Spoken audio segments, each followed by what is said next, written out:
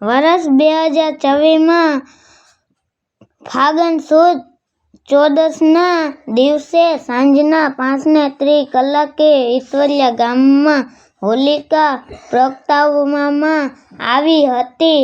તારીખ 2/3/26ના સોમવારે. હાલો મિત્રો, ગામ ઈશ્વરિયા, તાલુકો જામજોધપુર, જિલ્લો જામનગર. મિત્રો, અમારા વિડીયોમાં અમારી સાથે જોડાઈ ગયા લેજો. હું તમને હોલિકા માતાના દર્શન કરાવું. જો મિત્રો, અમારા ગામના પુરુષો હોલિકા માતાની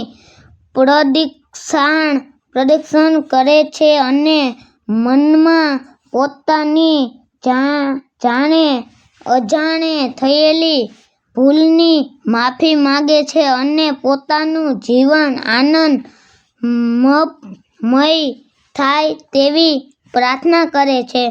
હોલિકા માતાનું મહત્વ પણ તમે જાણો મિત્રો. હોલિકા માતાને શા માટે પ્રગટાવવામાં આવે છે અને તે કયા સમયથી ચાલુ થયેલ છે તે સંપૂર્ણ માહિતી જાણો. ભગવાન વિષ્ણુના ચોથા અવતાર નરસિંહના સમયથી આ રિવાજ ચાલુ થયેલ છે. પણ શા માટે આ રિવાજ ચાલુ થયો તે માહિતી તમે જાણો. આ વાત ભક્ત પ્રહલાદ સાથે જોડાયેલી છે. પ્રહલાદના પિતા હરણ્યકંચ નામના એક દાનવ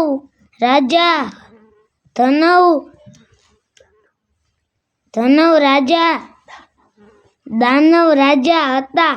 તે ભગવાન શંકરના વરદાનથી તે ના મરે દિવસે કે ના મરે રાત્રે, ના મરે લોંઢે કે ના મરે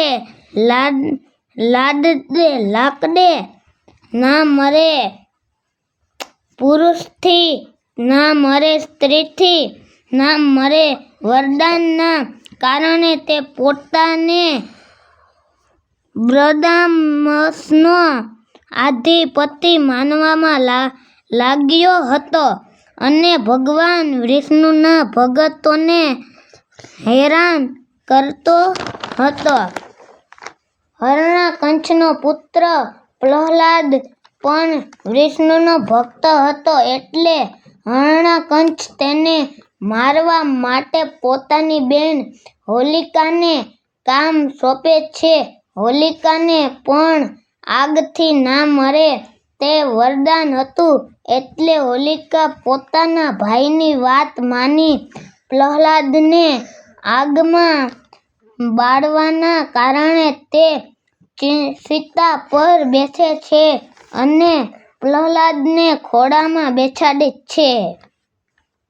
પણ રામ રાખે તેને કોણ ચાખે. પ્રહલાદ બચી જાય છે અને હોલિકા મરી જાય છે.